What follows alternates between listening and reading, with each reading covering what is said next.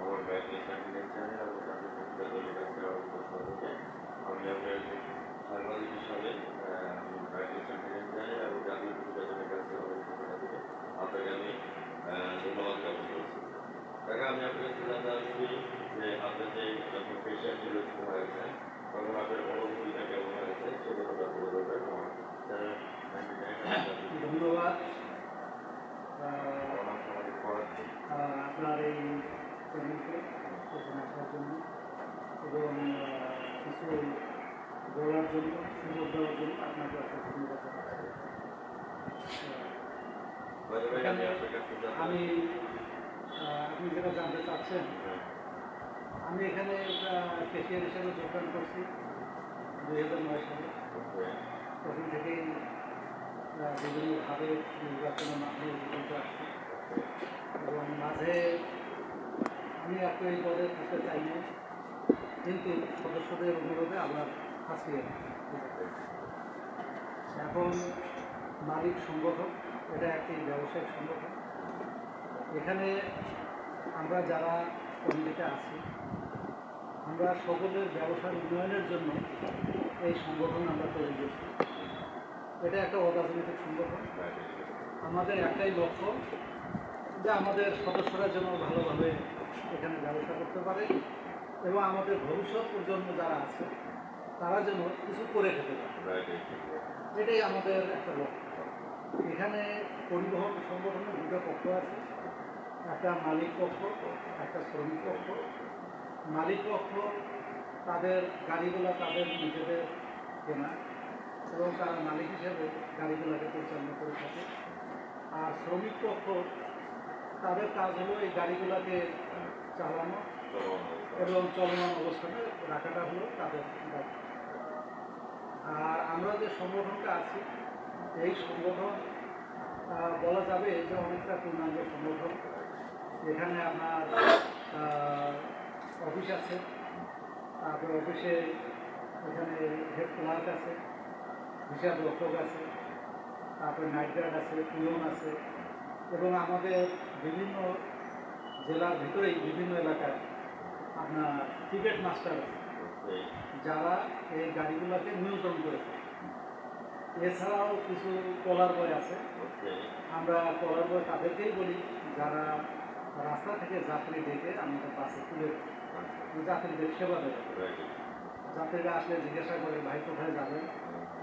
এখানে তো সারাদিন বিভিন্ন জায়গায় যাত্রী আসে, কেউ ময়মনসিংহ, কেউ ঢাকা, কেউ রাজশাহী, কেউ খুলনা। তাদের গন্তব্য মোতাবেক গাড়িতে কলার বয়ে পরামর্শ দেয় এই গাড়িতে আসে। এইভাবেই সংগঠন আমরা পরিচালনা করে থাকি।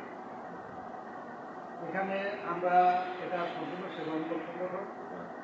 এখানে আমাদের এই সংগঠনে যারা আছি আমরা এখান থেকে কোনো ভাতা নেই না। এটা আমাদের একটা সেবকমূলক সংগঠন। আমরা সবাই স্বেচ্ছাশ্রম দিই। এখন বলতে পারেন যে আমাদের লাভটা হলো যে আমার ব্যবসাটা যদি ভালো চলে তাতে আমি বেশি গেইনার হচ্ছি, এটাই আমার গেইন। আমার ব্যবসা ভালো চলবে, আমি মুনাফা ভালো পাবো, আমি ভালো চলবে, এছাড়া আর কিছু নাই আমার। এবং এখানে যা কিছু হচ্ছে সদস্যদের, আমাদের সদস্য হলো মোটর মালিক, যারা গাড়ির মালিক তারাই আমাদের সদস্য। এই সদস্যদের চাঁদা সরকার নির্ধারিত চাঁদা, এই চাঁদা দিয়ে সংগঠন চলে।